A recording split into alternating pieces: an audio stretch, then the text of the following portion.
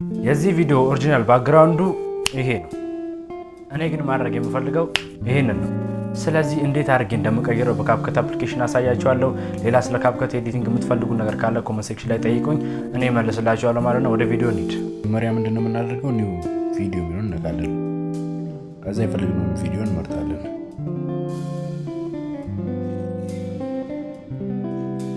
እንደዚህ ከመረጥን በኋላ ምንድነው የምናደርገው? ቪዲዮን ነክተን ዲፕሊኬት እናደርገዋለን። ከዛ ቪዲዮ ከነካም በኋላ ኦቨርሊ እናደርገዋለን። ዲፕሊኬት ያደረገውን ኦቨር ዲፕሊኬት ማለት አንድ ቪዲዮ ሁለት ጊዜ ማባዛት ማለት ነው፣ ወይም ደግሞ አንድ ቪዲዮ ሁለቴ ማድረግ ነው። አሁን ይሄ ቪዲዮ ከላይም ከታችም ያለው ተመሳሳይ ነው። የላይኛውን እንደልተዋለን። ከላይ የምንፈልገውን አይነት ባክግራውንድ እንመርጣለን ማለት ነው።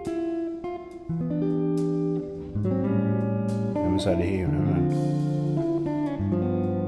ስለዚህ እንደዚህ ካስገባን በኋላ ምንድነው የምናደርገው?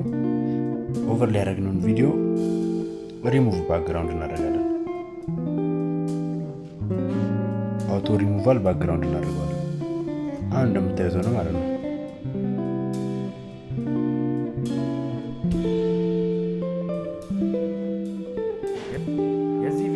እንደዚህ አድርጋችሁ ፌክ ባክግራውንድ መስራት ትችላላችሁ ማለት ነው። ሀሳቤ ከተመቻችሁ ላይክ፣ ሼር፣ ኮፒ ማድረጋችሁ እንዳትረሱ። እንግዲህ ኤዲቲንጉ ይህንን ይመስላል። እንደሚመቻችሁ አልጠራጠርም። እንደዚህ ያደረጋችሁ ብዙ አይነት ቪዲዮ መስራት ትችላላችሁ ማለት ነው። ይመቻችሁ።